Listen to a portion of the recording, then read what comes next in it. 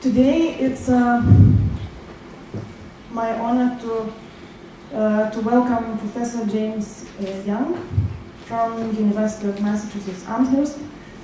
He is the founding director of the Holocaust Institute there, and also one of the most sought jury members of the most important commemorational projects around the globe. He will talk about those projects in his speech, so I will not list them here. He's also the author of the fundamental studies on new forms of commemoration, also the author of the term, which is now widely used, counter memorials, and he has acted as curator and consultant for many monument projects in Europe and in the US. Welcome.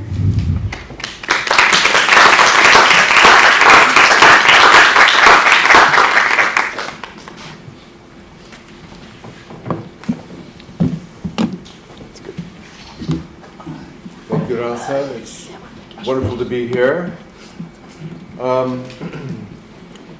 It turns out that Rasa will serve as our disc jockey. I was told that it's possible to give you the key. No, it's okay. Okay. We have to go to counter moment. And yeah, go to slideshow and from the beginning.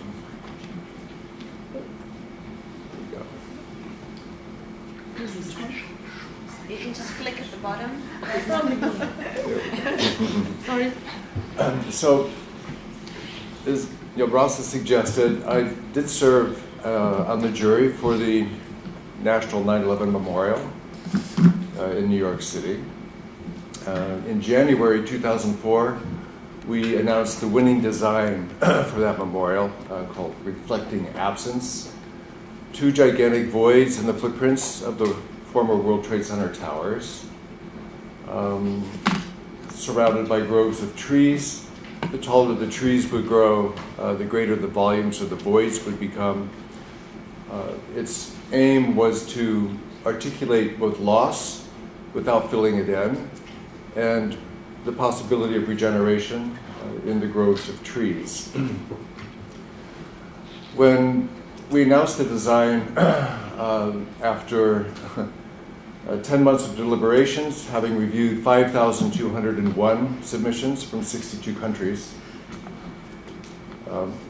The first question I had from a journalist was, let's see, you worked on the Denkmal in Berlin, and you chose Peter Eisenman's design. You've written quite a bit and worked with Daniel Liebeskind and his project articulating voids, for example, the Jewish Museum in Berlin. And you've, kind of encouraged the notion of counter monuments, challenging very traditional and conventional memorial forms. Haven't you basically chosen here another Holocaust memorial to commemorate the attacks and deaths on September 11, 2001? And at first I was a little bit offended. I said, well, it's not really a Holocaust memorial, they're 2 voids. But as I began to work through an answer, I began thinking of long conversations I'd had and work I'd been doing with Maya Lin, dating all the way back to the 1980s. Maya Lin, of course, was the designer of the Vietnam Veterans Memorial, I think America's greatest 20th century memorial, which I'll be showing you here. And I realized that there was an arc, kind of a memorial trajectory over the 20th century, which did, in fact, begin to articulate how to formalize voids without filling them in, how to articulate loss without compensating this loss, how to remember a wound without healing it. And this had been a major preoccupation, I would say, in kind of Western culture since World War I. So it didn't begin with World War II or the Holocaust, but I think the preoccupation was very central in all kinds of arts and literature, architecture, I would say even music, dating back to just before and just after World War I.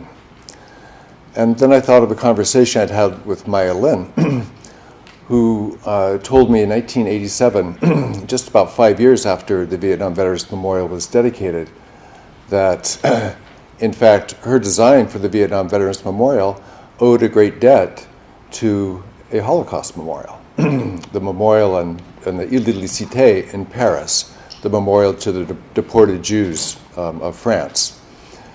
And during her junior year abroad, while she was studying at Yale, studying architecture at Yale, she went and sat in this little space here. Maybe Rasa, go to the next slide. This memorial was designed, first conceived in the 1950s actually, not dedicated until 1961, but conceived in 1957, 1958 by Henri Penguichon, a French architect, who wanted to counterpoint traditional ways of commemoration in order to carve out a space in the landscape here. So you descend, this very narrow flight of stairs into this carved out space. And if you keep going, instead of ascending, to a kind of a triumphal, memorial, we're descending into a space carved out in the earth. And it's a triangular space, in fact. There's a kind of a triangular motif here, stylized barbed wire, if you will. The triangles, of course, denoting, perhaps the badges assigned to the prisoners in concentration camps, political prisoners, Jewish prisoners with two triangles, of course, inverted. And if you look at this space from across the river, you see that it's a jutting elbow into the River Seine. And what Maya saw here, when she was kind of sitting and contemplating, was that this memorial wasn't about the form itself, but was about the space in between. That what she liked about this was that it had taken this very traditional kind of military aggressive form, the spear, the arrow, the point like this, the pointed elbow, and had reversed it. So from across the river, you do see this almost like the prow of a ship, but the only way in is to be down here and then to look out at the river here, and you're standing in this space. So if you keep continuing, a little bit more, and more. So Maya returned back to study at her senior year, and there was an international competition called for the Vietnam, a memorial for the Vietnam veterans. And so she conceived of this flying wedge, but not the traditional flying wedge. What she wanted, instead of this kind of this very aggressive military flying wedge, was to open it up and create this space in between, the embrace of the obverse of the flying wedge. So she took the very traditional kind of the military remembrance form and just reversed it. So now we have this open space here. She in effect wanted to open a space in the landscape that would open a space within those who came looking for memory. It was she said she wanted to take a knife into the earth and open it up like a wound that would never heal, and then polish the edges. So the next. One axis leads to the Washington Monument on the Mall in Washington, D.C., and the other axis leads to the Lincoln Memorial. The only forms here, the only figurative forms, are the reflections of the people who come looking. She wasn't interested in a form that would dictate permanent kind of memory, but a place where your own image would be reflected instead. The only human forms here are your own, the forms of the visitors, suggesting that memory is found not in the space itself, but in the minds of those who come visit it. It's an immediately kind of dialogical space here. The names are arranged on the Vietnam Veterans Memorial, not alphabetically, but chronologically in the order in which the soldiers fell during the war, so that you don't have 36 Jimmy Joneses all listed together. Nobody knows which one you're remembering, but you can find them in the order in which they fell, like historical narratives, so re-embedding them in the unfolding events. You descend into this space. It's a negative space, and in conversations that we'll have later, we'll be able to ask Jochen Gerritz and Horst Hoheisel in particular, what their debt, if any, was to the Vietnam Veterans Memorial. I know in conversations they suggest that it did seem to open up or break a mold that allowed a generation of German artists and architects in particular to commemorate the great loss of European Jewry, a great loss, of course, perpetrated in the German national name, how to articulate this great ambivalence somehow. And of course, the Vietnam War was abhorred by most Americans by the end, and the vets were treated horribly when they came home. And Maya Lin wanted to find a form that would articulate this great ambivalence. In fact, how to formalize the remembrance of something you might rather forget. And this was dedicated in 1982. So shortly after, in fact, we turned to Germany here in the next images. And I know Horst and Andreas Genitz are going to discuss this proposal, which was a great one in the 1995 competition for a national memorial to Europe's murdered Jews to be sited in Berlin. Horst Hoheisel and Andreas Genitz proposed blowing up the Brandenburger Tor, spreading the area over and covering it with plates, and to commemorate loss with loss, destruction with destruction, and how better to remember the destroyed Jews of Europe than by destroying the national monument of the country that destroyed the Jews of Europe. Destruction would now be commemorated by destruction. Lost would be remembered by loss, absence by absence. And there was this preoccupation. Remember, this is kind of as I'm still trying to answer that question, have you just chosen another Holocaust memorial? And I'm realizing that, in fact, there was a preoccupation after the Holocaust in particular, with loss that can't be repaired or compensated. Kind of irredeemable loss that now needs to be articulated but not filled in or repaired. And this was the sense that was now preoccupying artists like Horst and Andreas and Jochen.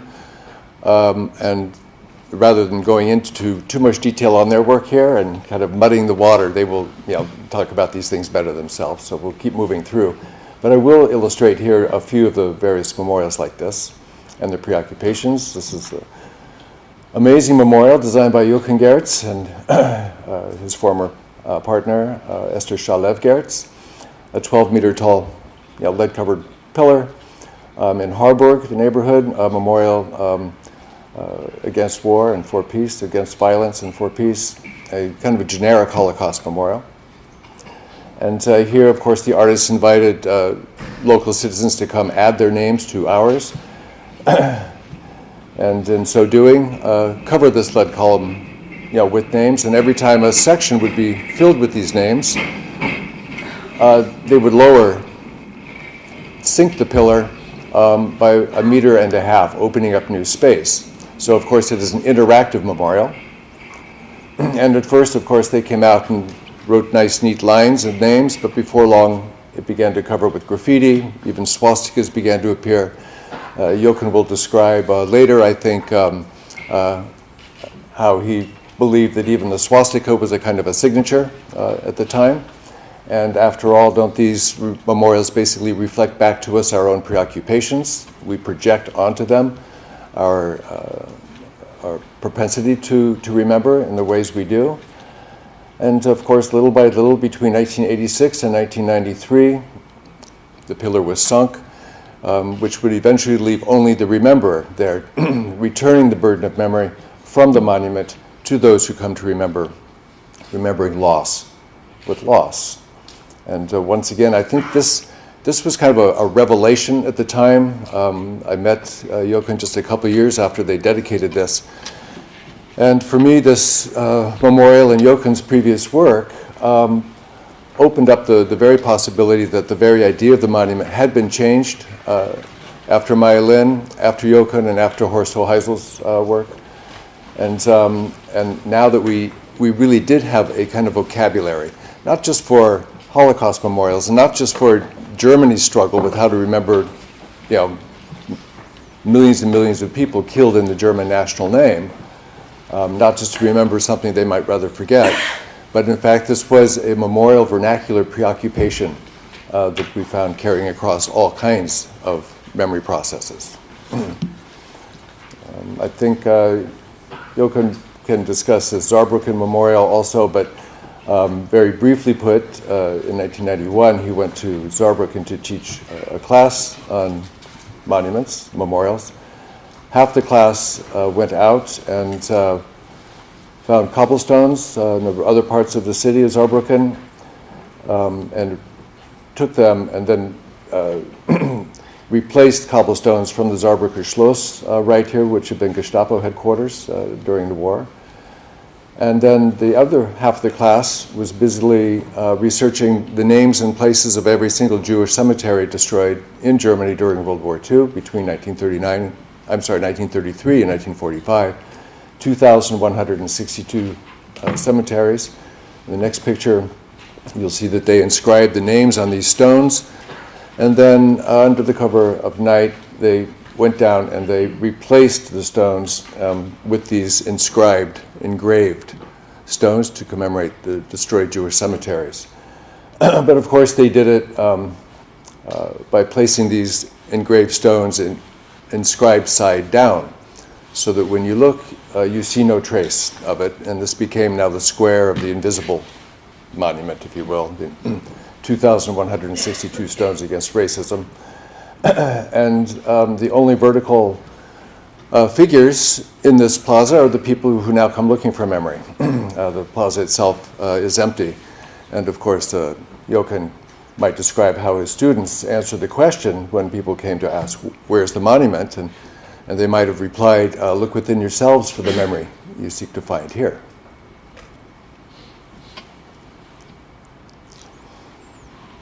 And the other kind of revelatory memorial we discovered just a couple of years after Horst Hoheisel proposed this memorial for Kassel to commemorate the former Aschrotbrunnen, or the Aschrot Fountain, was this negative form memorial. Instead of reconstructing a fountain which had been donated to the town of Kassel right in front of the city hall, Horst proposed taking the form and turning it inside out and aiming it down into the ground. Instead of water spraying up in the traditional fountain, this water would now sink into the ground itself. And if you stood over it, in fact, in the next picture, you obviously become the only standing form in that square. And I think in Horst's original description, he said that he wanted to create kind of a pedestal onto which the people who come looking for memory here become the form, become the monument, for which they search. And they look down and they can see kind of the reversed reflection. So it's an absent form here. This is another project which, again, I think Horst can describe at length. It's kind of a shame to have the artists here and to have me give thumbnails. So let's let they can develop these. Keep going a little bit, Rasa. This memorial to the book burnings in Berlin. This competition was won by Misha Ullmann, an Israeli artist living part of the time in Germany at the time. And he proposed not a statue of flaming books, not statues of the authors themselves, but in the Babelplatz in Berlin, right across from the opera, he proposed what he called the bibliothek, or a library, a room. As you'll see, it's a window. You can stand over and look down into a room of empty bookshelves. The books are gone, many of the authors gone as well. On one side, there's a steel tablet with Heinrich Heine's prescient words, where books are burned, so one day too will people be burned as well. And on the other side, a steel tablet describing the book burnings, Nazi book burnings of 1933, 1934, right on this site. And so again, this preoccupation with void and absence dominates this kind of this memorial vernacular and the ways that these artists would like to articulate loss without filling it in and create places inviting visitors to fill the spaces with themselves, their own forms. If you go back one, you'll just see that, again, the only vertical forms on the Babelplatz now are the people standing there looking down into the empty space below. Continue. This is a project by Rachel Whiteread, who won the Turner Prize in England in 1984 for a project in which she filled in row houses with concrete, the spaces in between, and then took away all the actual construction materials to leave only the space itself articulated. She called materiality as an index of absence in this case, and won the competition for memorial at the Judenplatz in Vienna, for also a form called bibliothek or library, in which she has taken basically the space between the books on the shelf, the leaves of the books on the shelf, and the wall, and articulated that space only, and so kind of turned it inside out. And it looks a little bit like a cenotaph, but the aim was, again, just to articulate that missing space and to do it thematically in the form of a book. How better to remember the people of the book, the murdered people of the book, than by thematically using the book itself. Shimon Ati, an American artist, was struck in Berlin by what he didn't see, which were any signs of the Jews who had lived in kind of this the Scheunenviertel, this neighborhood in Berlin, when he went to Berlin in 1990, just after the wall came down. It was the absence of signs or the absence of markings that provoked him to find what and who had once lived here. And this was a place in Berlin where Ostjuden had come, often stateless Jews had come from Poland between the wars. He did research in the archives, found the photographs of them, and then without telling anybody or announcing it, he projected photographs of the Jewish bookstores or the Jewish bakeries back onto the very sites in which they occupied in Berlin, basically reanimating these otherwise amnesiac and empty sites with the memory in his own mind's eye, which he had researched, understanding that by themselves these sites never remember anything, but they only remember what we project onto them. So this is really, once again, reminding us that we project the memory we come looking for onto these sites.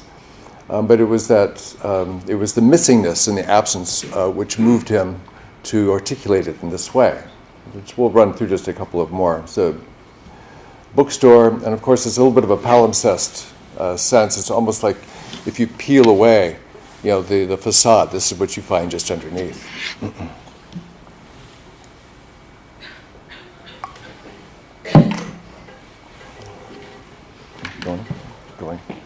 Keep going.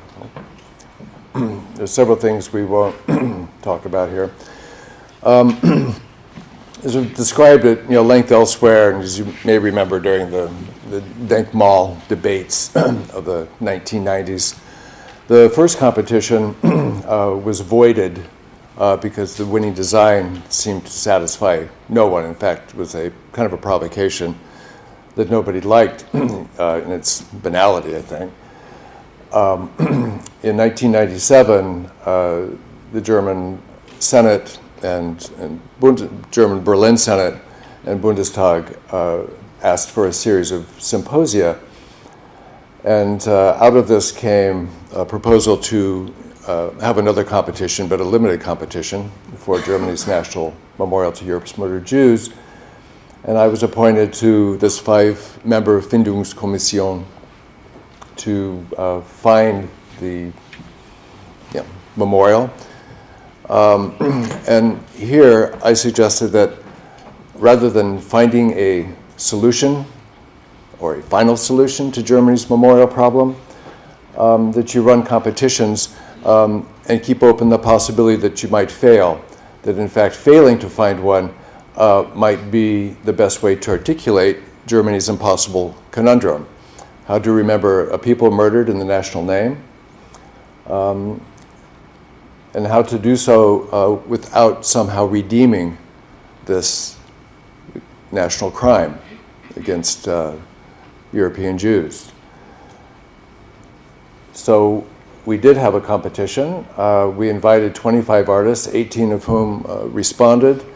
There was a list of 3 finalists, including this design by Daniel Liebeskind, in which he took sections of a wall and, as you can see here, ran the space of the Denkmal into the Tiergarten just across the street, pointing to the Goethe bust just across the street.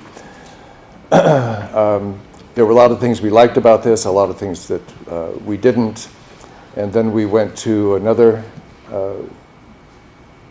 design by Gesine Weinmiller, a young German architect, who proposed, as you see here, kind of carving into the ground this open space. She too maybe had, her vernacular was indebted a little bit to Maya Lin's. You would descend into this space. As you descended, of course, the sights and sounds of the city would begin to disappear. She took 18 segments of limestone blocks, about the size of the limestone blocks of the Kotel, or the Western Wall in Jerusalem. 18, of course, being a number in Hebrew gematria, signifying chai, or life.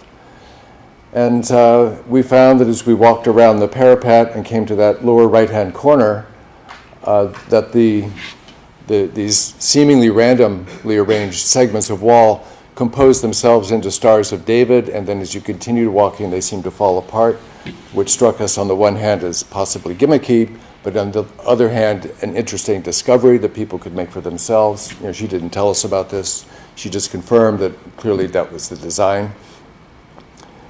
One more. Sorry, that doesn't belong there.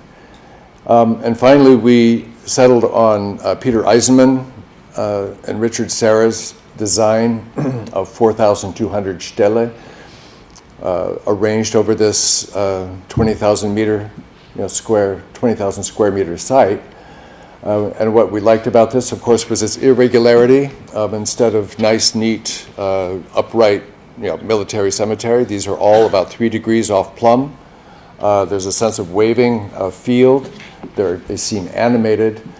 It was awfully big and even a little bombastic. We wished it were more minimal.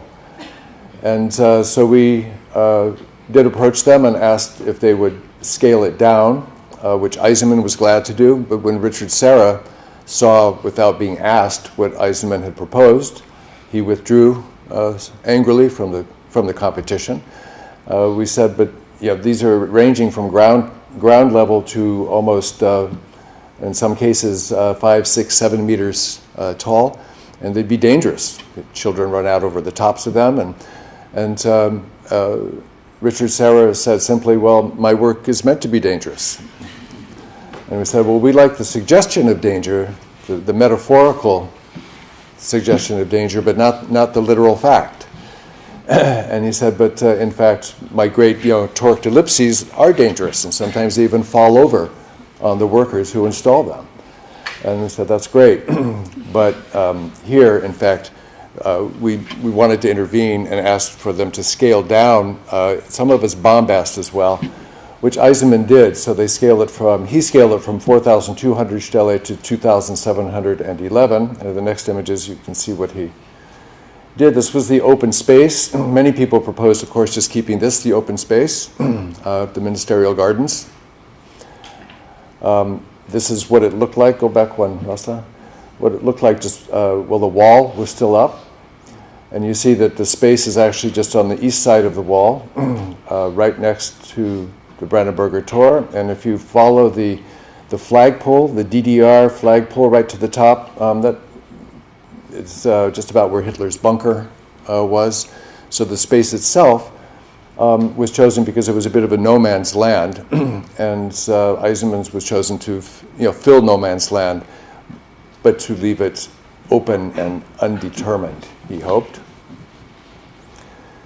So he did, and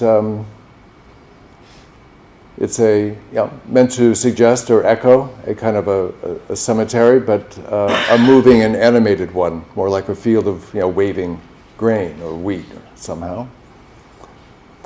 And what we knew this needed, and this became a gigantic political football during the elections in 1990 So I won't go into all that. I do that in a book at Memory's Edge. But we did propose in the very end that the Parliament take 3 votes. Vote yes or no. Do you want a memorial in the center of Berlin? If yes, do you want the Peter Eisenman design, number 2 design, which we proposed to you? And 3, do you want a place of information to be built underneath? We knew that in this very abstract design that it actually did demand a kind of hard historical narrative below as an anchor or foundation for an otherwise abstract design. There's nothing especially in this design that reads mass murder of Europe's Jews, but if you anchor this otherwise abstract design in a hard historical narrative, it can read that. And I just visited the site with Horst and Andreas last year again. And if you go in, we've got some images of how the Stele, in fact, were designed by Dagmar von Wilken, the exhibition designer, to seem to fall into the space below it.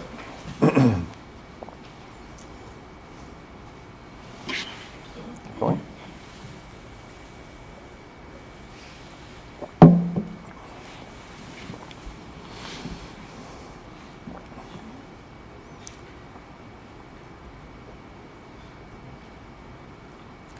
It's probably a space I'm pretty sure most of you have visited by now. So if you descend into it, I'll show you the model that she used in the next image or two.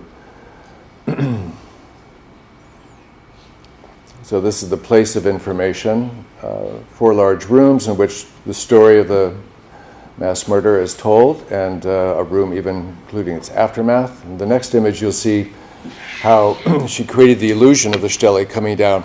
So there's an interpenetration between the abstract memory above and the hard history below, I think representing nicely this almost a yin and yang of history and memory, one now shaping the other, which we like very much.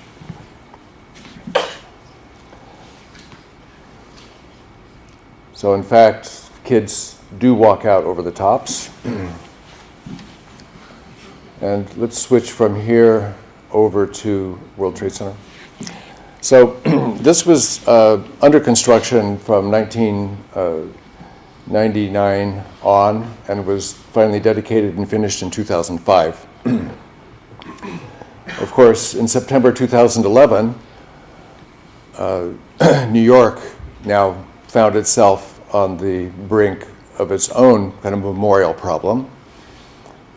And within a few weeks of the attacks, I and other people were invited to both the governor's and the mayor's offices just to begin consulting. They, of course, asked the question, what should we do? It's kind of crazy.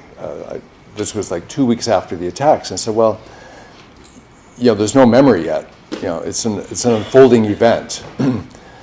And I said, rather than thinking of the attacks and the fatalities here is now finished and ready to be commemorated, why don't you think of memory here in its stages? And so we walked through photographs, the moment, kind of the register of horror on the bystanders' faces.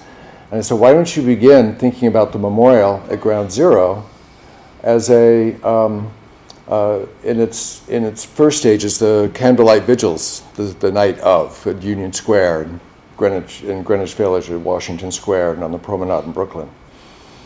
Again, a very traditional commemorative response. And of course, what was being commemorated here was kind of a blur, both landscape, victims, actual people murdered, firefighters. So why don't you include in these stages of memory the flyers posted all over the city about the people who never came home that night. And of course, on these flyers, the people are named. Have you seen my mother? Have you seen my father? My brother? And immediately a memorial motif was established. Keep going. In the next one, you'll see missing, gone, absent. And over again, the sense of the people who didn't come back and what was lost. And of course, the only people who had an absolute grasp of what was to be commemorated were the family members of some 2,700 plus people working in the towers that day who never came home. And I said, think of this memorial in its longue durée, that it's already begun, and it began not because you did something, but it began because you gave it space to unfold. And this approach, did reassure them, but it was a hard approach to maintain. And this becomes a little bit of a refrain in advice, I give and others, like me, would give to memorial processes. Of course, the firefighters knew exactly what they lost. And then, in the case of the firefighters and rescue workers and first responders, the question rose, do we remember these heroes or the rescuers differently from victims? And the firefighters' families would answer yes. They died performing a civic responsibility. They died rushing into the buildings to save the people who were coming out, and they in fact did save many, many hundreds, maybe even thousands, who came out of the buildings. So we in fact did agree that the names as etched on the World Trade Center, the 9/11 memorial, would include the firefighter ladder companies, the police officers' precinct numbers, so that they would be distinguished, but not to create a hierarchy of victims, but just to maintain the historical distinction between those who died in the civic good and those who died being in the wrong place at the wrong time.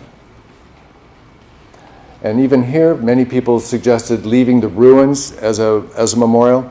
And we discussed this at great length, and we discussed the ways that, in fact, if you reduce the memory of the murdered here to ruins alone, you basically commemorate them in the form that, in this case, the terrorists would have chosen, reducing life to rubble only, and not remembering the lives lost as lived. And so I said, remember the cleanup and the rescue operation, the salvage operation also as a stage of memory here. And in so doing, it gave them the time both to think of commemoration as this ongoing process and not a fixed object. Many people wanted just to use this facade as a memorial. And eventually, within 1 year, the entire space had been cleared. And this kind of an accidental cross, of course, was a very much of a favored icon by the firefighters themselves, and will be moved back now to the perimeter of the site downtown. On the 6-month anniversary, the tribute in light was installed to commemorate the attacks. These were originally proposed.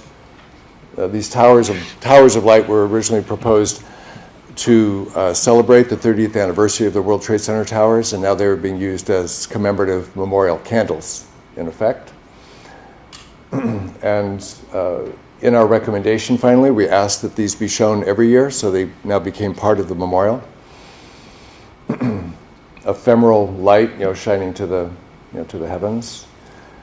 The first anniversary, the families read the names of their family members and assembled in this space, and you can see the space is now empty. Keep going a little bit more.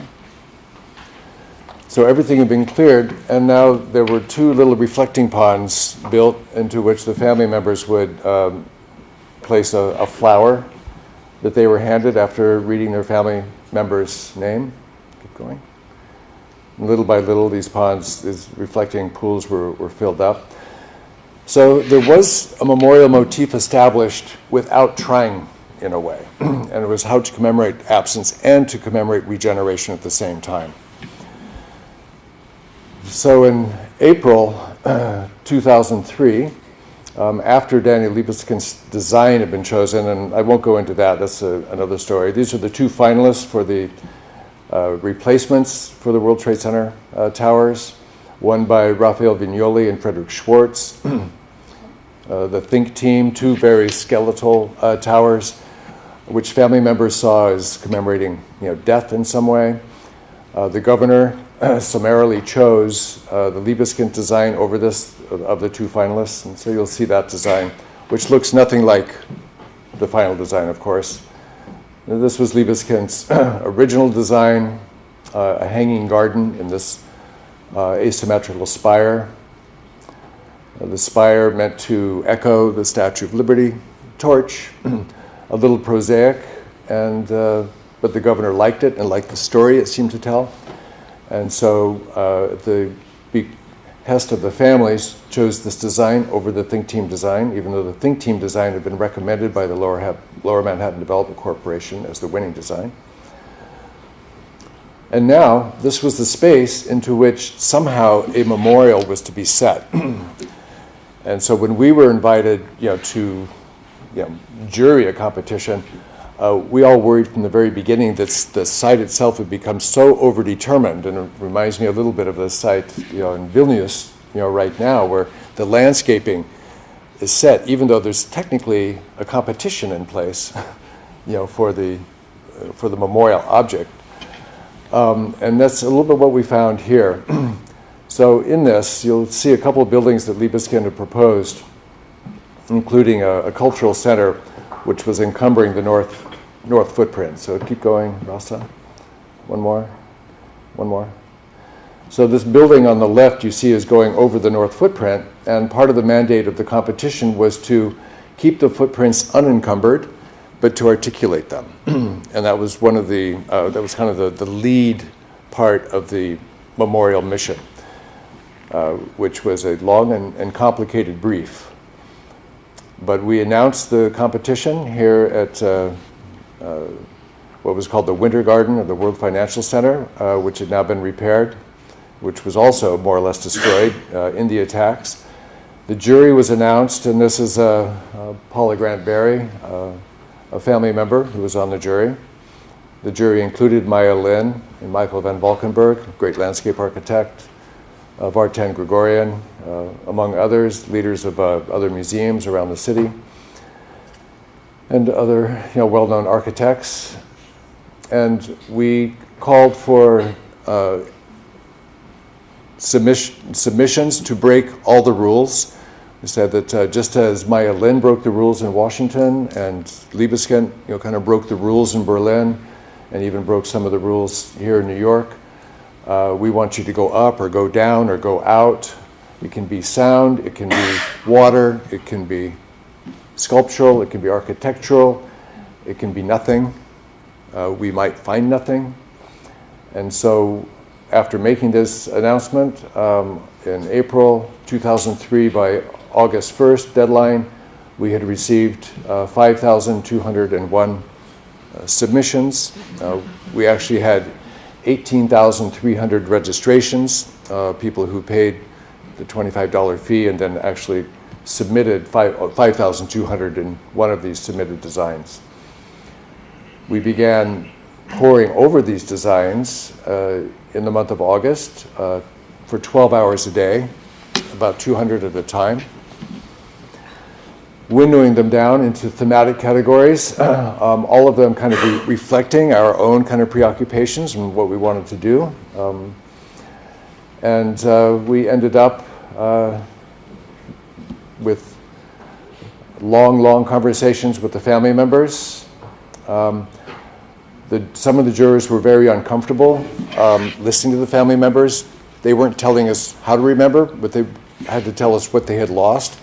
And our job was only to be informed by their loss, to assimilate that somehow, and then turn this into part of the criteria by which we would judge and eventually choose one design. We met regularly with the mayor, Michael Bloomberg, here, and in the next picture you'll see with then Governor George Pataki. See, Maya Lin is asking the governor at this very moment for the freedom to fail. She said, we know that you ended up choosing the World Trade Center design, the Liebeskind design, over the other team.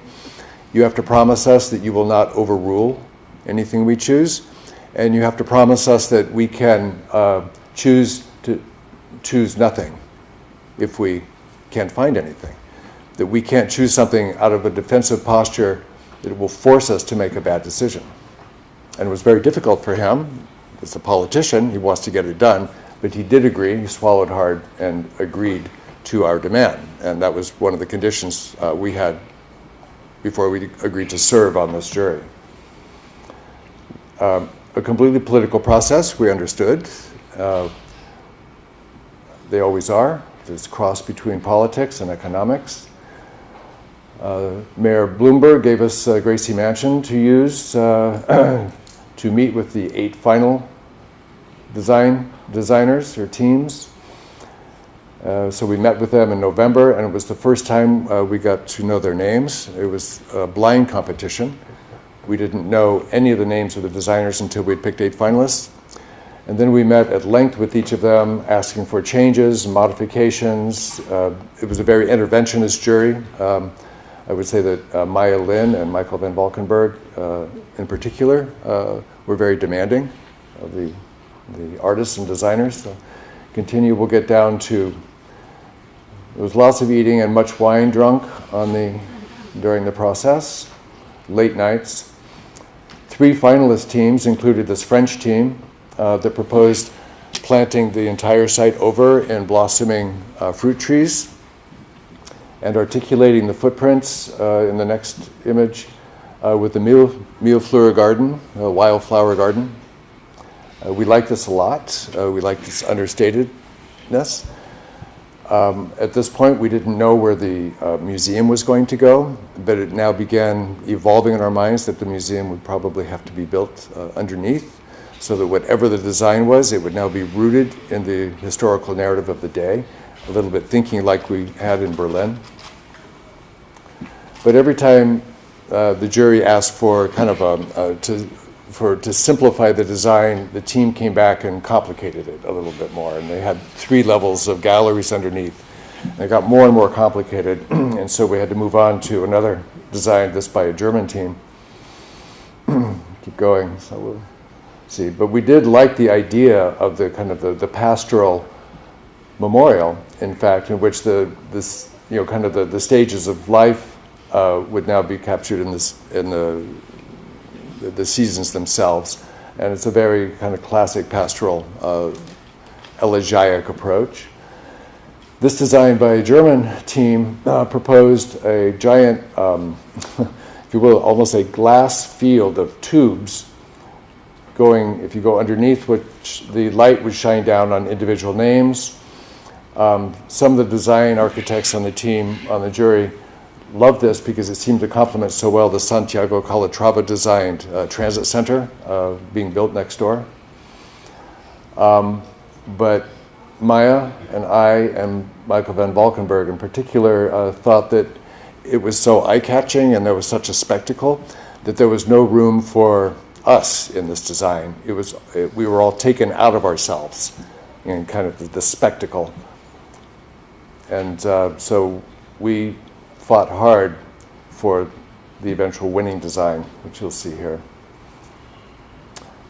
which was reflecting absence. So I'm going to just discuss that for a second. From here, can we go to the 9/11 presentation? There was a drawing in particular that I really liked. Within about 3 months of the choice of the Michael Arad Peter Walker design, Daniel Libeskind drew what he imagined this would all look like together.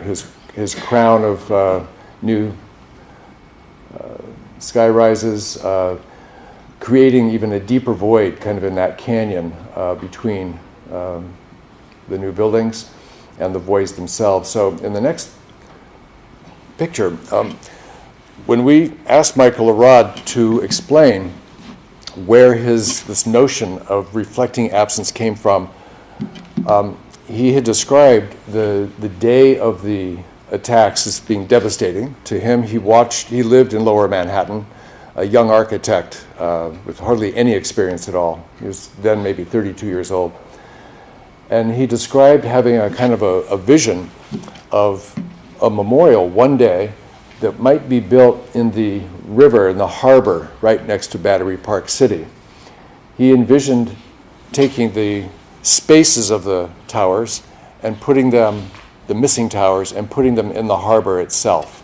And imagine the water running down the sides. And he drew this little pastel just to suggest what it looked like in his mind's eye.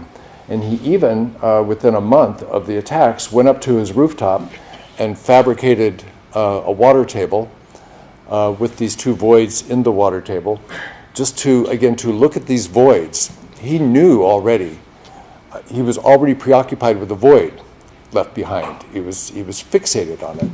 And this preoccupation with the void or the break or the caesura informed lots of the designs we saw. And to such an extent that the board that we chose and the kind of the winning board itself needed work. There was no sign of life here at all. I said, Michael, we said, you've replicated the very worst aspects of the World Trade Center towers themselves, these so-called super blocks, which were very inhospitable, leaving people feeling very small and exposed. Can you add some life, trees, landscape? So he came back with a few trees, and Michael van Valkenburg just said simply to Michael or Rod, go out, Michael, and find the greatest landscape architect you can to address the need for life in this square, in this huge plaza. Michael or Rod found Peter Walker, truly a great landscape architect. Peter Walker came back with this suggested design of what he called an abacus grid of trees, so that you would fill the space like this with groves of trees, which would read from left to right, that is from east to west, like the city grid of rows and streets. But when viewed from north to south, they would be arranged randomly, like an abacus, so that you would combine the city grid with a random arrangement of forest. And it was quite brilliant, and we liked it a lot. And this is, again, another computer-generated version of what we found, and this is what we chose. So it continued, and we'll get to the trees were planted. And of course, thematically, what we liked best was that this was now a combination of remembrance of life with life and regenerating trees, and to symbolize the regeneration of this part of the city, and loss, uncompensated loss. When Pope Francis visited, he arrived at a beautiful kind of poetic equation. He said that in the next images, keep going, Rasa. Yeah, sorry, it's okay. I know. This is just the year before. We'll keep going. This is about 1 year before what it looked like. We were struck by the scale, by the way, when we were asked to come down as jurors and sit at the very bottoms of the voids, and we worried at that moment that maybe we had chosen something too big. But we also realized that as long as the memorial submissions were being asked to articulate the footprints, and the footprints themselves were articulating the monumentality of these towers, that's what we were going to get, was a kind of monumentality that we actually wanted to push back against.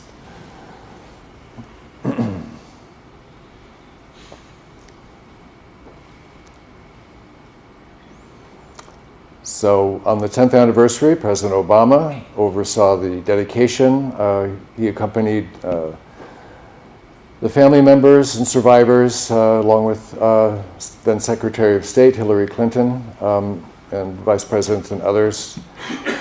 And Pope Francis came the year after, a few years later, and suggested that what he liked about this was the falling water, which suggested also the falling towers, without being too literal. But also, as he said, the tears of family members falling, but never replenishing the loss. It's an endless falling, and but never replenishing, never filling in the voids themselves. The names are arranged here in what Michael Arad called meaningful adjacencies. Rather than arranging them alphabetically, he said, no, we're going to ask every family member where and with whom they would like their lost loved one to be. A very complicated algorithm, but they achieved it so that every single family said we would like our loved one to be surrounded by either its colleagues or friends or whoever it was. And that's what they ended up doing with firefighters marked by ladder company numbers and police officers marked by precinct numbers.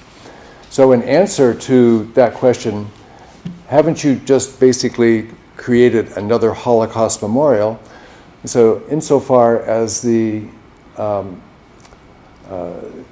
after World War I, after World War II, the preoccupation among all kind of makers of culture, art, literature, architecture, music, this preoccupation with silence, with loss, with the void, and how to articulate it, so that this is a memorial vernacular which has led to a design. Yes, you can find some of the roots perhaps in Holocaust memorials, but we find the roots of Holocaust memorials in World War I memorial statuary and loss, and the Vietnam Veterans Memorial has its roots as well, maybe in the Holocaust Memorial in Paris. So it's not a Holocaust memorial per se, but all of art and culture has now been marked by this sense of articulating loss without compensating or redeeming it in any way. So with that, I'll end, and we will go on. Yeah, keep going. So thank you very much for your attention.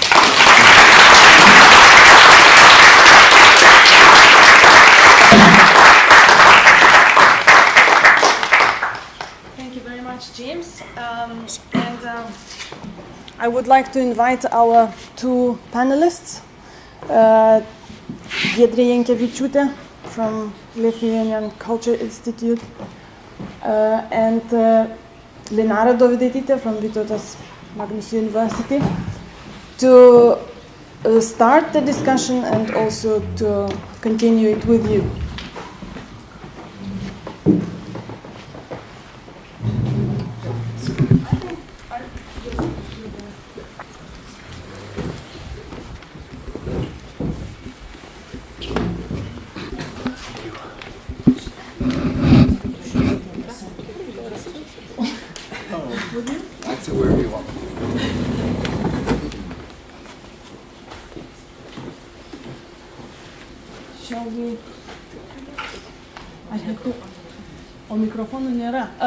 Ar girdisi?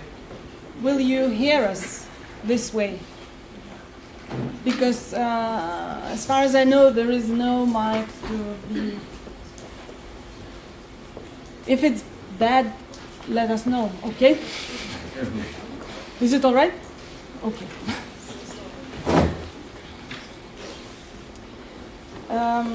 Let me start from a general question, and probably similar to the one you were asked about another Holocaust memorial, but it's a different thing. You were mostly talking about memorials to commemorate loss. Would it be possible to talk about a memorial that would commemorate an achievement in these days, taking into account the fall of heroic narratives and the kind of thinking about history, deconstructing the historical narratives, what is going on right now. So would it be possible to think about relative commemoration if we want to celebrate something? Mm-hmm. What I found after World War I, and again, especially in Germany, with sculptors like Giedrė? Wilhelm, it's very hard to hear. Mums gal pavaikščioti reikia, Rasa. Yeah, if there's a way, we should then move. you might have to sit up here. Gal mes tada krapstamės prie stalo.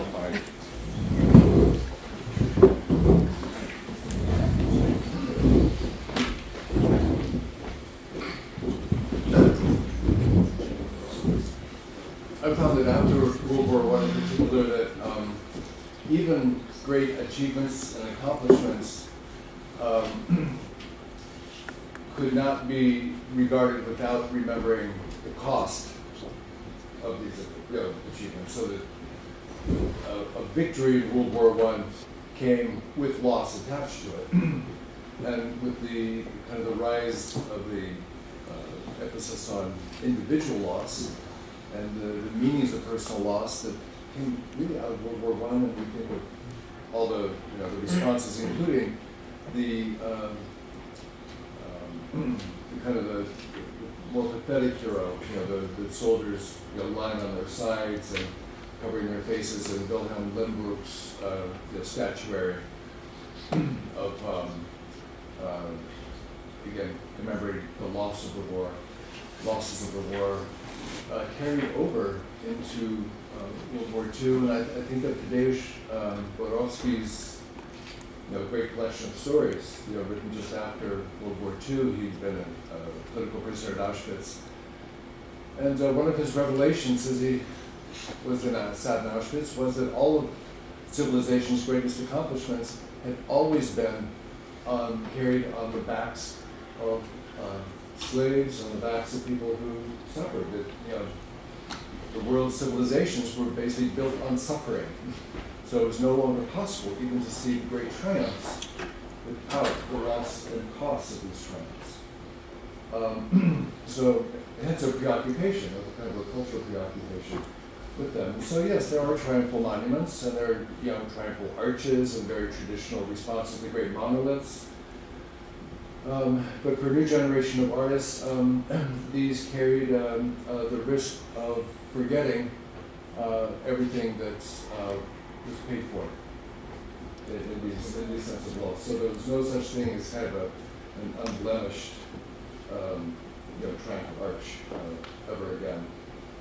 There was also a huge suspicion of kind of the fetishization of monuments and great structures, and a great suspicion. I know that Jochen and Horst and Andreas can talk about this, kind of the veneration, not just of ruins, but of monumentality by the Nazi regime, seemed to make illegitimate now the commemoration of the victims of fascism with what many artists would regard as the forms of fascism.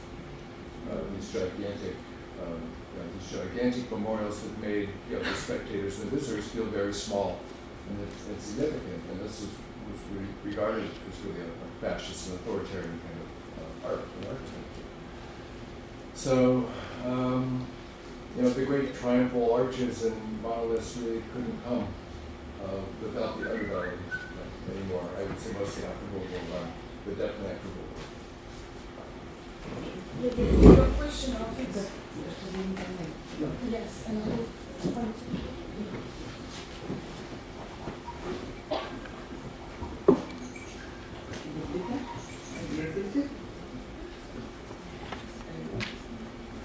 Thank you very much for the presentation of those interesting monuments in Germany and the United States. But now I would like to go to another part of Europe, not only Europe, and to go deeper to Rasa's question about the possibility of a heroic monument in our days. Here we have a few examples of the monuments, heroic monuments, which were built after 2000.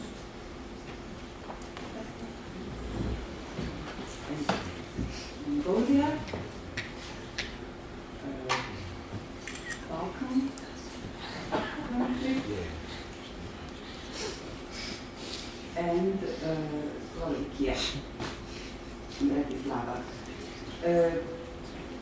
Of course, my question is based on Lithuanian reality, because we are facing now the possibility of the equestrian monument in Vilnius, in Lukiškių Square, and James visited the place and he knows the situation.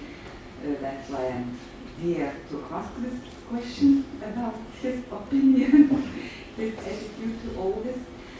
But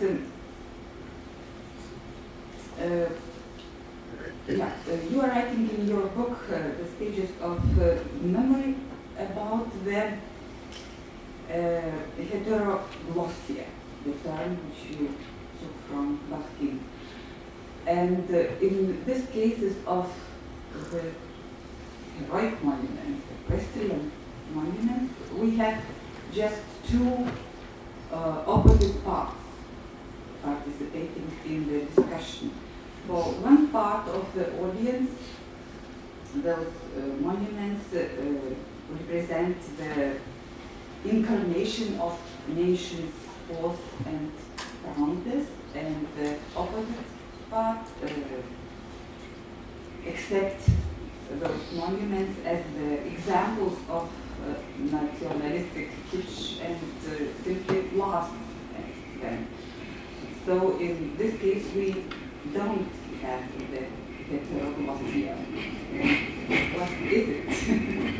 Should we connect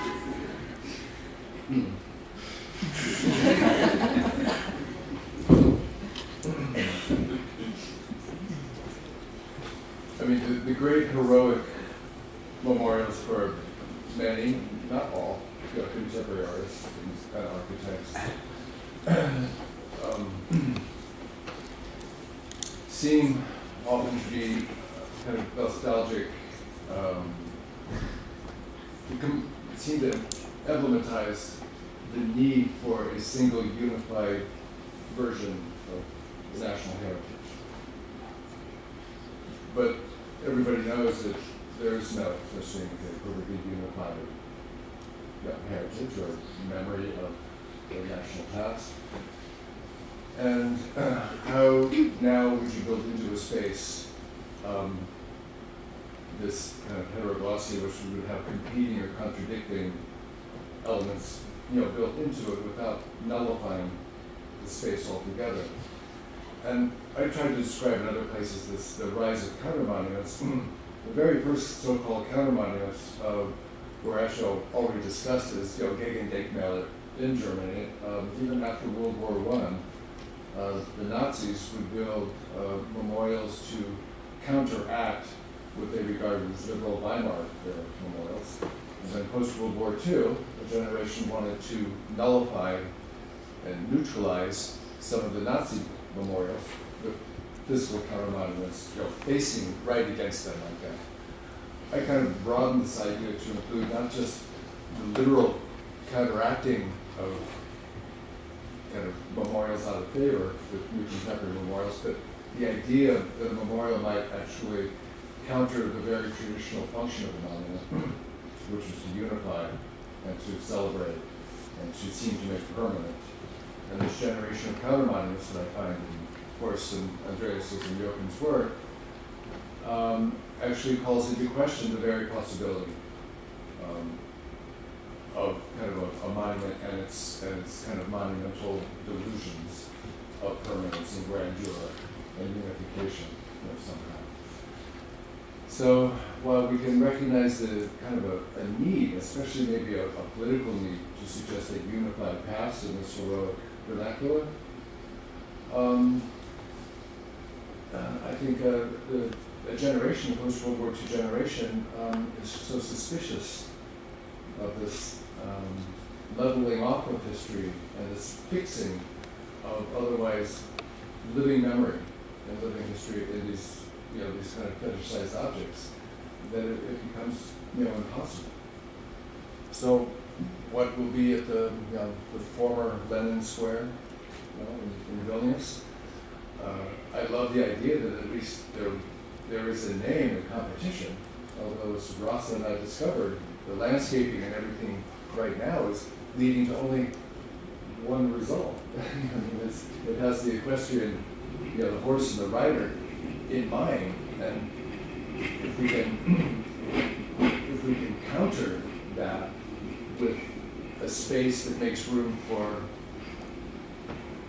other more challenging, contemporary forms that might challenge that, and a process that would allow for kind of the exploration of alternative forms, then that's great. But I worry, that it's kind of already baked.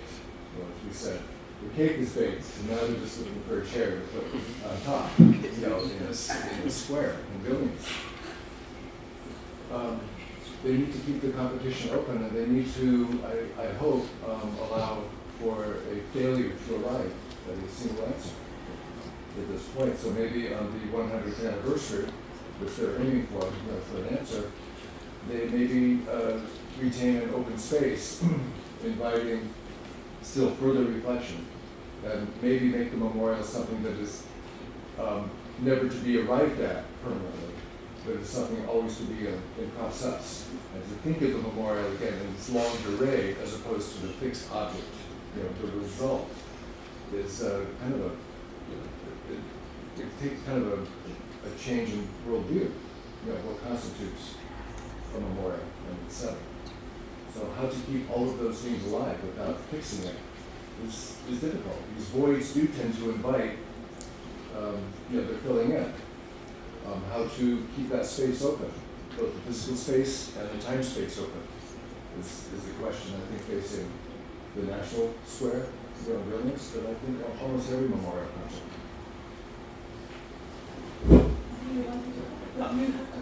Oh, okay. Yeah, sure.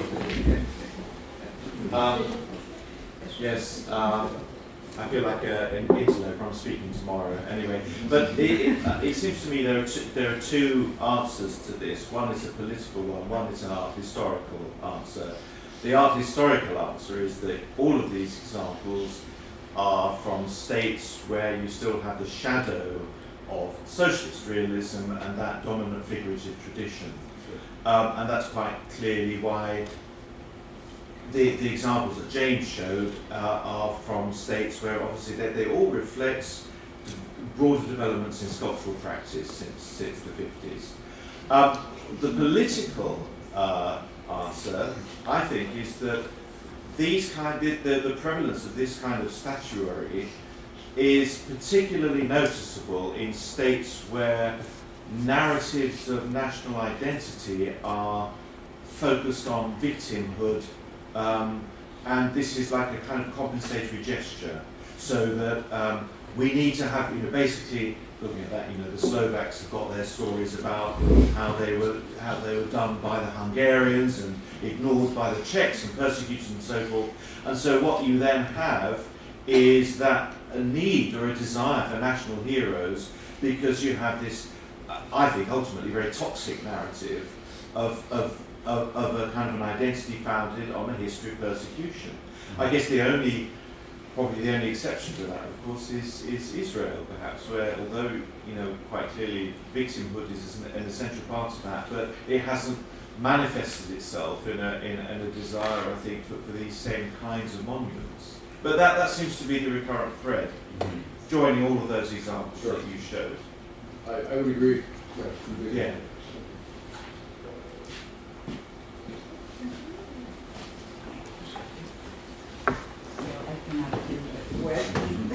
Few examples as well.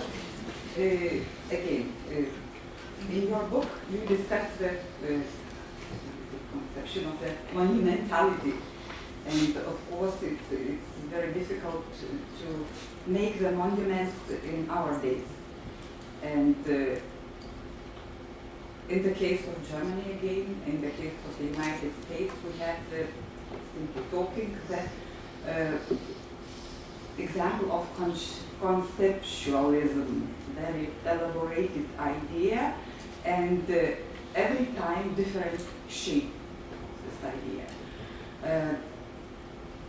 In Lithuania and in the neighboring countries, we got the monuments of this kind at the very beginning of the independence. And I would say it's a modernized socialist realism, but it wasn't recognized as such. in Lithuania, all the countries in the former socialist countries, area.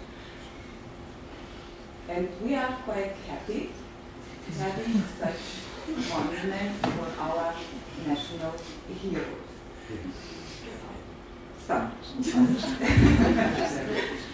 But this is a very interesting case because during the discussions which kind of monument should be built in the Lukiškė Square, some people proposed, among them even prominent historians, proposed to build this sculptural group, which was defended as an artistic part of the dissertation work in 1956 by our prominent sculptor, Konstantinas Londonas. This work was created in Vytautas Art Institute in Leningrad, now St. Petersburg. And this proposal came out at the same time when there was the discussions what to do with the, again, socialist realism decorations on the Žaliasis Green Bridge in Vilnius. Those statues were not destroyed, but removed, yes. And again, the problem of style, the problem how to recognize the good style, good shape, and bad style, bad shape. You showed us the pictures representing Vietnam veterans memorial, but we have seen only one part of the memorial created by Maya Lin. But there are two sculptural very similar to this one. So, How do they work? So this is where the stories of how these come into being are really important. And trying to focus here on a very particular times and places. But part of the aim of my work was to restore the genealogies of all of these memorials and their styles and vernaculars, to historical times and places. Is it a total rejection of all figurative work? No. I mean, I know that both Maya and I love the Lincoln Memorial, for example, in Washington, D.C. That's a beautiful, very sympathetic figure surrounded by narrative. In the case of the Vietnam Veterans Memorial, this was a blind competition with about 1,000 submissions from around the world. Maya Lin won the competition before they really knew who she was, a senior architecture student at Yale University, 21 years old, who had this vision. It was meant to be abstract. She chose it. She was an architect of her time and her moment. And it was a unanimous decision among the jury at the time, which included Vietnam vets. Regarded as controversial, but afterward, when it became known who Maya Lin was, that she wasn't well known, she was young, she was a young Asian American, and the reaction by a part of the art world who resented somehow that the child of an immigrant would be chosen to commemorate the Vietnam vets, or the fallen American soldiers in Vietnam. They couldn't abide. Frederick Hart had actually submitted this design of the 3 soldiers during the competition itself. He was a very sore loser. He didn't like it. He was defeated somehow. This was a competition for him. And he found a supporter in Ross Perot and another committee who came, and they made a case for installing the three soldier figures, the Latin American soldier, the Latino soldier, the Caucasian soldier, the African American soldier, soldiers in arms, a very traditional statuary, which they kind of forced down the throats of the Arts Commission. So in a way, theirs is also a counter-monument. They built the memorial to counter the abstract design of Mayan abstraction, but done for all kinds of reasons, historical reasons, reflecting all kinds of, in this case, I would say political, needs as well as our historical ones. Many of them rejecting abstract design like this for commemoration altogether. So how do they work together? Mostly the figurative design is ignored. I mean, I spend lots of time, I'm most interested in how these things actually work on the ground. And so I follow and just sit there watching how people interact. And people do go, and it's kind of interesting. It's not bad figurative statuary, but again, it ends up doing things that this generation of artists in particular kind of abhors in concrete figurative statuary. It ends up reducing to type these soldiers. Somehow, that they could be emblematized in only these ethnic types. The multiplicity of America, American population, urban population. And they end up fixing an idea like this, which ends up lasting for about as long as the generation that made it. And what Maya Lin and other contemporary artists and architects would prefer to see, and they're not saying that they're always successful, but creating an underdetermined design that will accommodate new generations and their reasons for coming to these designs, so that they do end up being somewhat underdetermined, and that they end up being screens under which new generations might project their own needs and their own memory and reasons for coming. And they're okay with that, knowing that there will be a backlash against this too, just as they backlash against the very conventional figurative statuary. Most would say that this isn't to say that we're right and these are wrong. It's a big world, and there's room for all of these. If you think of all of this as a long process and over the long durée, then you have the capacity built in to these great staging areas for both figuration and abstraction. And is there a dialogue between them? Is there even an internal dialogue we bring as we visit one and then the other? And in some cultures, these do work better, and they actually speak to a need to have a very concrete, kind of fossilization or concretization of an ideal, and to maintain that ideal. And the generation, I think the post-war generation in Germany in particular, found this approach wanting. This veneration of the concrete ideal was not something they wanted to pursue, and they did it for reasons that I think they will articulate much better than I can later on today.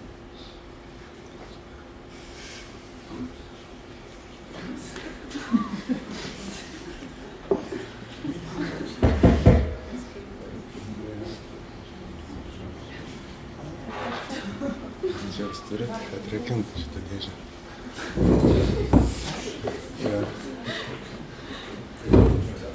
I have no idea. Could you explain us that? Tai reikia mikrofonu. Jau mes į pabaigą Susidvarkai?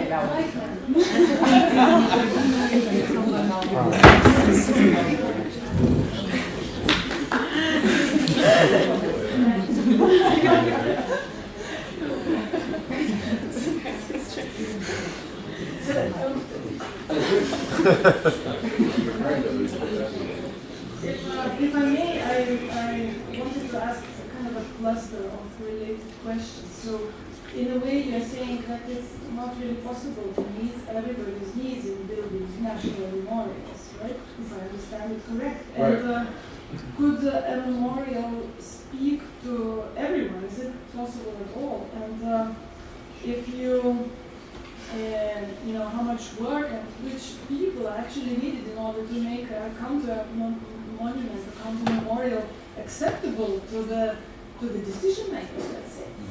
And how much does depend on communication, and how is it possible to have both of them, and also to kind of agree that both are possible and both are useful. Yeah, maybe that speaks to the essential unfairness of any particular group choosing on behalf of whole national populations. It's a strange responsibility, and the group in New York happened to be composed of contemporary so-called arts professionals, public art fund, architects, kind of avant-garde architects,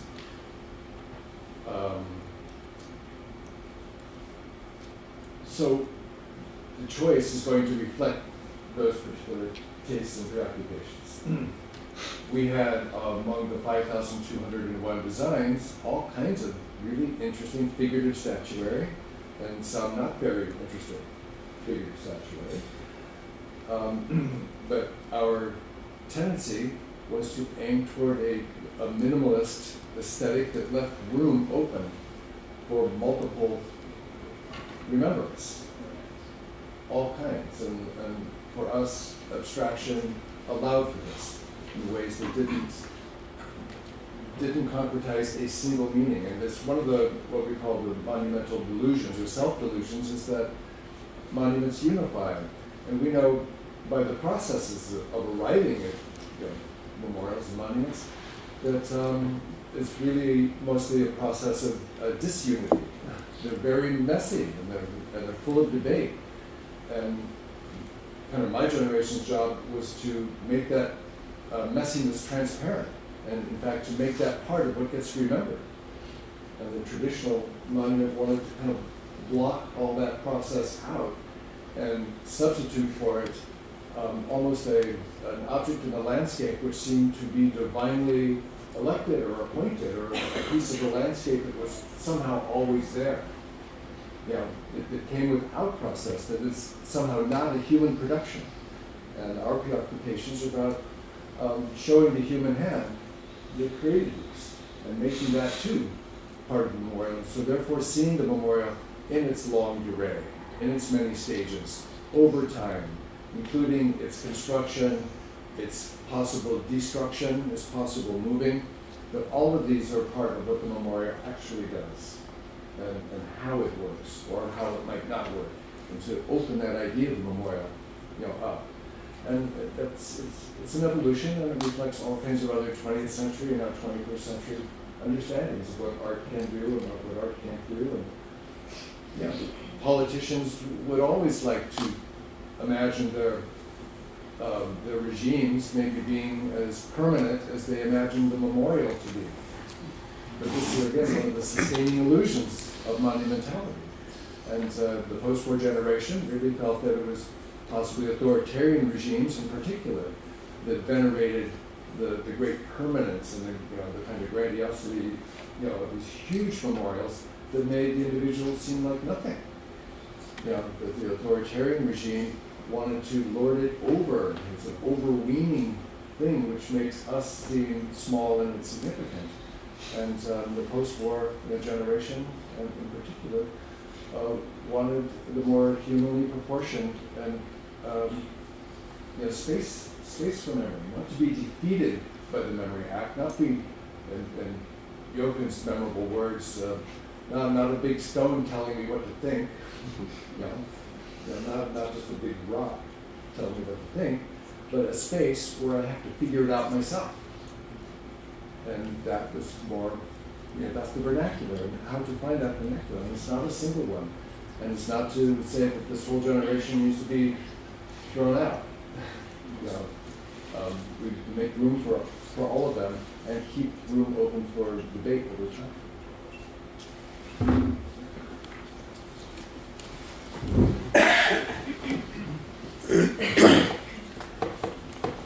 like to turn a little bit from the questions about building monuments to the issues of removal of monuments. During past century, we may say people in Lithuania have witnessed it, that every new political regime comes with demolition of old monuments and continue with building new ones. But today we see that even in the context of not big political changes, many countries, the United States including, now confront the question what to do with the monuments which remind us about unwanted past, about unwanted periods of our past. And I would like to hear your opinion about the wave of Confederate monuments removal. And does it help to correct this unwanted, this image of the past? Is it the only way to deal with contested issues of the past? Is to get rid of the old ones. Well, maybe again, using a very specific case in the States right now, the question around so-called Confederate monuments. These Confederate monuments were built primarily by groups in the late Reconstruction era, like the 1890s, and then in the 1920s and 30s by Jim Crow segregationists to commemorate what they called the lost regime. And it was meant to celebrate it, and it was also meant to throw it in the face of African Americans, now so seemingly emancipated. And then in the Civil Rights era, we had another great wave of so-called Confederate monuments. Again, the veneration of a time that they actually didn't want to lose, and again, that they wanted to throw in the face of civil rights, in the civil rights movement. These weren't monuments built by the Confederacy in its own time. These were built by those who didn't want to let go of the values that drove the Confederacy, the white supremacist agenda and the pro-slavery reason for secession in the first place. So once larger populations are reminded of who built these and why, it became untenable to maintain them, because it was meant to celebrate as opposed just to remember these the Confederacy and the reasons for the Confederacy existing in the first place. So some communities began just to take them down. No questions asked. The mayor just said, get rid of them. And then others said, well, this is a little bit like destroying forensic evidence. Because what they actually remember are the anti-civil rights drive of the time during the 60s and pro-slavery sentiments and white supremacist ideals. And if they emblematize those and we get rid of them, maybe we forget that that is how we built America. So then they demanded not just destroying, but recontextualizing them. So we're arriving now at a point at which they're being removed on the one hand, but now they're being removed with an accompanying inscription left in the empty pedestal, the empty plinth, suggesting that we no longer, this town removed this statue of Robert E. Lee on this date because this community no longer wants to abide the ideals on which this memorial was founded or established. We have moved it to a museum of the Confederacy, where we don't commemorate the Confederacy, but where we examine it in order to break it down and to acknowledge that, in fact, the United States was built on the back of slaves and slavery for many, many generations. It's something that shadows America. It's what they call America's original sin. And how to commemorate it? Well, in a weird way, just as American race laws informed Nazi race laws, the Nazi regime, in fact, turned to the American South and Jim Crow as a model for building its own race laws. Americans now tend to turn toward Germany to see how to commemorate a national shame. And how do the Germans do it? And how, is it a matter of only creating counter monuments or tearing down these monuments? Or is it adding to them or recontextualizing them in such a way? And I think that in some way the post-war generation of German artists and architects has a lot to teach these countries, including Argentina, who tried to remember the desaparecidos murdered by a junta. And the Argentinians came to Horst, I know, at one point to ask him, what do we do? And they asked me. So you seem to have helped the Germans figure out how to commemorate their shameful past. How do we do it? Yeah. And so this is, it's an ongoing conversation, and we need to keep it historicized, and contextualized. One more question. It is a more broad question about memory boom. We are all feeling. A lot of theorists are talking that we are living in an era, in an epoch of commemorization. Yeah, there are enormous growth in museums, monuments, commemorative events, and so on. But at the same time, these theorists, they warn us about the effects of this upsurge in memory. For example, use of the past for political aims or for commercial aims and so on. What you would say about this memory boom we're living now? Yeah, and we are talking about monuments as a part of this memory boom. Is it more about emancipation? For example, different communities now, they can share different memories about past, so different interpretations has a right to exist. Or is it more about manipulation, possible manipulation for political reasons, for demonstrating your power, choosing one community or one interest group against others? It's all of the above, and the stakeholders just need to ask these questions transparently, and as long as the questions are asked openly, why are we building this memorial? To whom are we dedicating this memorial? What do we want to remember about this person or these events, and why? And acknowledge that multiple groups will in fact approach these spaces or objects with multiple interpretations. And is that part of what we want to do or not want to do? Do we want to fix history with these, or do we want to open a space for multiple populations to come and arrive at their own conclusions about what happened and why? And if these are kind of openly articulated, then I think a process will eventually go forward without especially worrying about what that answer is going to be. I mean, I would love to ask you what you think the national memorial being proposed for this square, the formerly Lenin Square. What is proposed to be commemorated there, and why? And these questions are being asked, I know, by you. Are they being asked by the powers that be?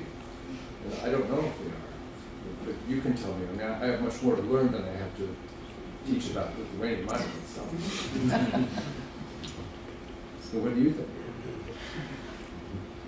If to talk about this Lithuanian example, I would say that for me it is an interesting case, not because that I'm part of a society who doesn't like the main proposal or the initial proposal, but it is interesting for me that this place, this square, is becoming a place of different needs, different interpretations, and different even historical self-consciousness.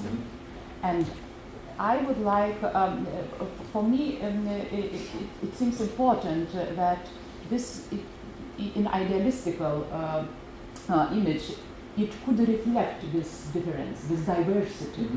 And if, for example, this man on horse would appear in this sphere, but not in the center, not as a central image. And maybe a little bit smaller.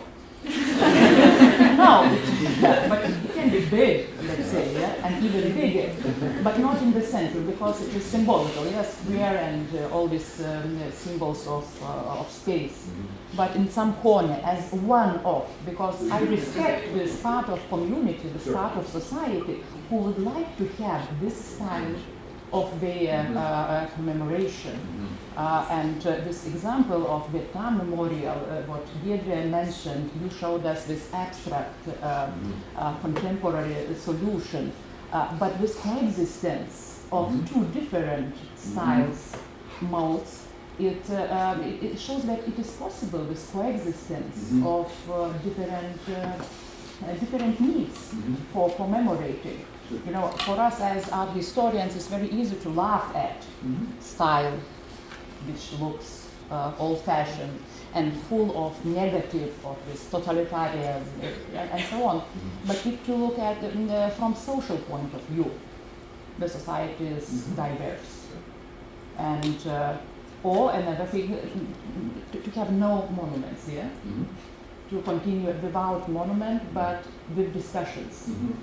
Eternal, endless discussions in some empty or just a cozy place, let's say, which was also your proposal to this transparency of discussion, and so I love the idea of the coexistence. Just as we live together but separately, in these societies, we can have spaces where these memorials live together but also separately.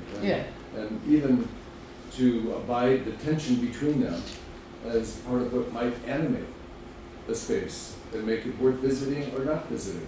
I mean, it's okay for everybody to bring a passion and even perhaps aggression. I mean, there's room in the 20th century and many artists thinking of Jochen's very early work of self-effacing art. Jochen told me once, the best art needs to go away.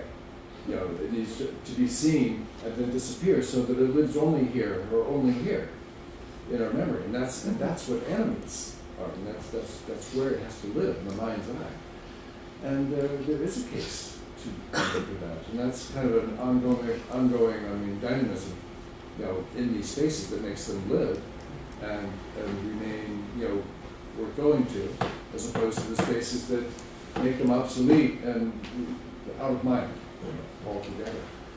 So right now it does look like the space that we saw could become, depending on how you look at it, either a space of competing forms or a space of clutter. A fountain here and a playground there and a memorial dish here in the middle and trees here and flagpoles there. And I mean, what they have kept central is not the memorial, but the flagpole.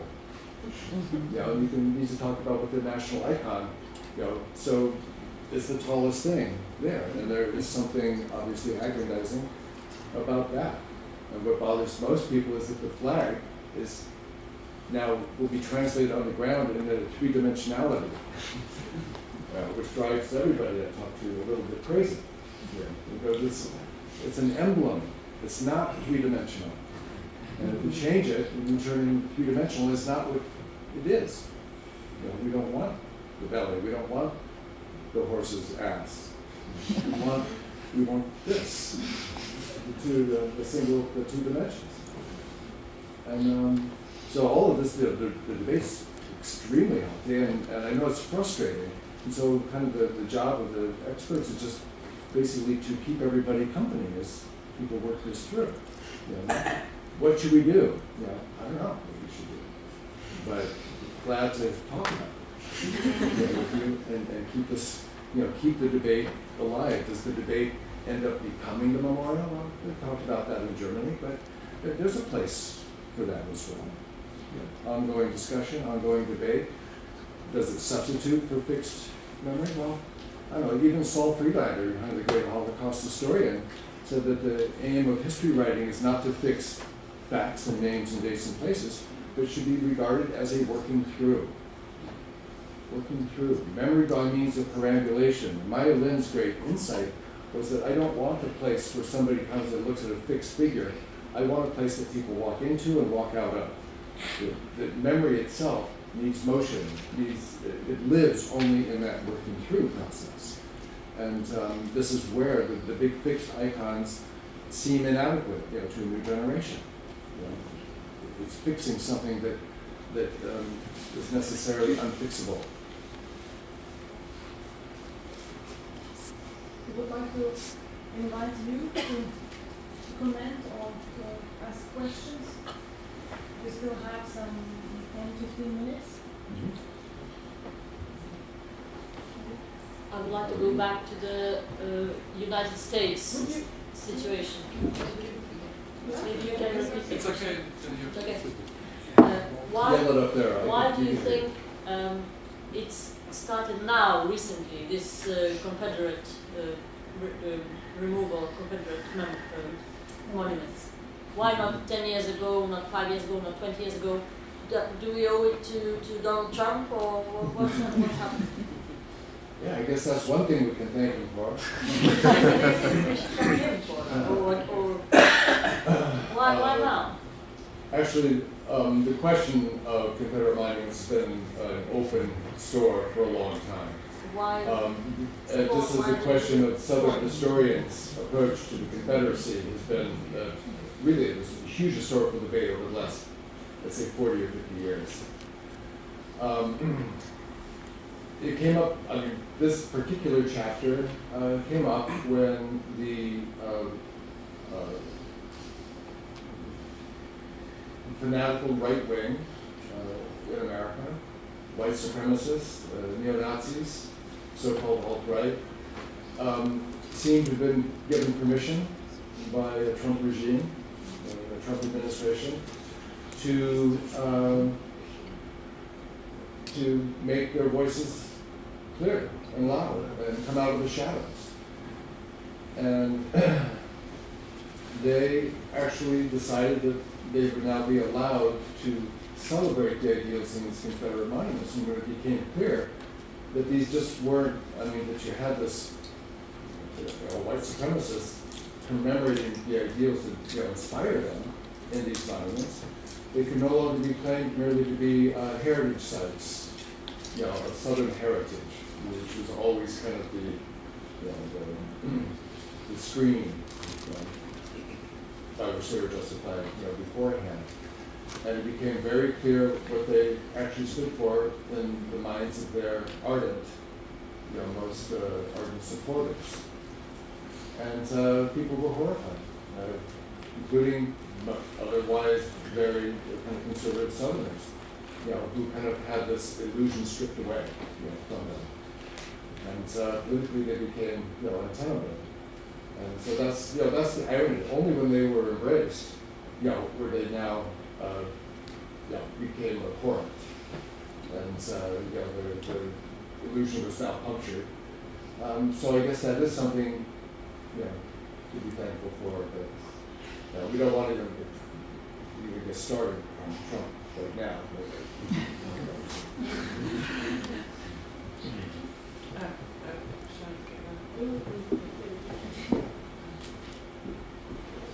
Thank you, James, for your presentation. And I have a question about the visibility of counter monuments, so the ones you talk about in your writing.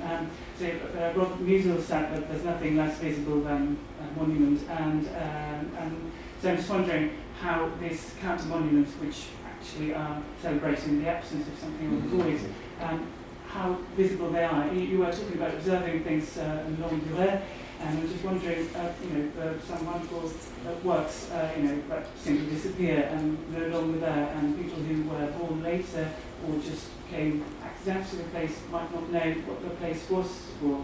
So just wondering, are the Kaunas monuments more visible? Do they have to be visible? Yeah, I mean, there's a case been made against counter monuments. In other words, and I've heard it, said even by survivors. So in other words, we're going to remember the victims by the memorial going away, because in the end, even the Harvard Monument is now gone. But that was its point. The point was to return the burden of memory to those who come looking, and then to ask them to look within, for the memory that they seek to find objectified or fossilized somehow in the landscape. But it also opens up space for further inquiry, and we do end up carrying it around inside of us a little bit. The traditional monument, for Musel, was invisible because we had become, inured to them. They become kind of a naturalized part of the landscape, so we no longer see them or notice them when they go by. They end up being significant, really only for a very narrow slice of a generation that may have generated them. And for the rest, you're right, they seem to recede into the landscape, into invisibility. And I think part of the work of the contemporary memorials, including visible memorials, was just to point out that maybe any desire to fix a memorial or to fix memory in the landscape is going to be invisible, sometimes literally invisible, and sometimes more figuratively invisible to a population for whom it no longer matters. And it was one of the ways, I think, just to puncture that monumental illusion that these things do actually remain in perpetuity, that somehow there's a permanent fixed memory that lives without us. And it's just showing that nothing lives without us. I mean, it's our social life, our social interaction, biological reaction, or response to these, where any life or tension is found in these spaces. I'm going to come up.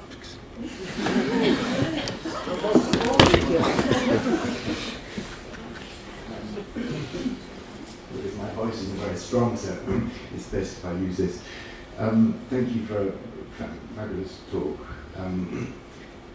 Monuments, like all artworks, are composed of history and narrative and form, aesthetics.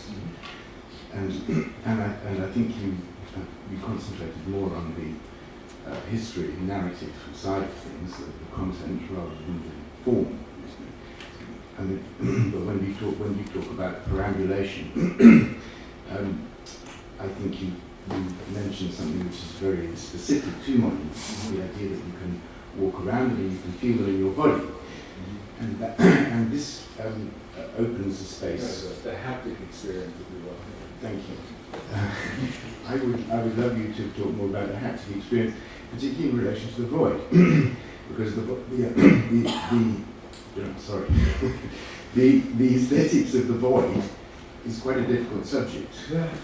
And when you look at a city like Rome, which is composed equally of monuments and buildings, I'm interested in how you would say the void fits into contemporary urbanism. And what does that mean? What does that mean when we perambulate the void? I'm not sure if I can formalize an answer that goes across cultures or geographies or topographies. If there's a single answer, I find that in kind of national memorial matrices, national malls, or whether in Berlin or in Rome, that there are narratives created in the sequence by which these nodes of the matrix are visited, go from here to here to here, and narratives are created in a way between the spaces, and in that process of perambulation, if you will, the walking between and the carrying of one into the memory of one space into another space. So again, there ends up being a little bit of a veneration of the space between, and that can become also a fixed idea. Liebeskind, in his Jewish museum design, wanted to emphasize what he called between the lines, but he ended up fixing the lines still. But what was important to him were the voids between the lines and the spaces filled by the people, coming to visit. And to some extent, I think he never really wanted his Jewish museum in Berlin to be filled with anything else other than people coming to both to admire his architecture on the one hand, but also to just contemplate the void and our individual relationships to it. And with these voids open space up within us, for reflecting, or is there this haptic experience of confronting the void that actually is corrosive, that actually is existentially threatening to us? Psychoanalytically, a lot of people were worried that the voids downtown would basically invite jumpers, invite suicide somehow. It hasn't happened. But when confronted with these voids, what do we feel? Well, Francis articulated in kind of poetic terms his sense. The void was just something that can't be filled. It can't be replenished, and that's how he understood this falling of water that never fills these empty basins. One of the proposals that we didn't choose, but one we really liked, was to create one huge basin in this whole 5-acre setting, 6-acre setting, with the destroyed towers, and connect it to the harbor, so that as the tide would rise, the water would fill, and as the tide would fall, the water would fall. So it would be kind of a living, breathing thing with water, symbolizing life in some ways, and then the low tide, symbolizing the taking of life. And it was something quite, beautiful. So how would we confront it when the tide goes and it's all gone? And then we experience this. So it would be unfixed. But there is something maybe existentially threatening in confronting the voids without, reminding us of the voids within. I mean, it's so I'm not sure how we fill those voids. I think Maya Lin wanted to create a space, as she said, open a space in the landscape that opens a space within us, but that does invite a filling it, filling of it with memory, and filling of it with understanding, and filling of it with narrative. Does nature abhor a vacuum? Maybe it does. And so the void is always going to be a space to be filled with something, with understanding, or even with emotional response. But yes, but I think it's also important the framing of the void. That is a possibility to act with a void, because it's very important how I frame the void. There's a brilliant project of the synagogue, right? And the void inside the synagogue. But this we will then postpone to our second meeting this afternoon, which starts at 2 o'clock, so we still have some minutes to have lunch and to come back. And in the second meeting, we are meeting James again, and we are also meeting the heroes who were mentioned many times today.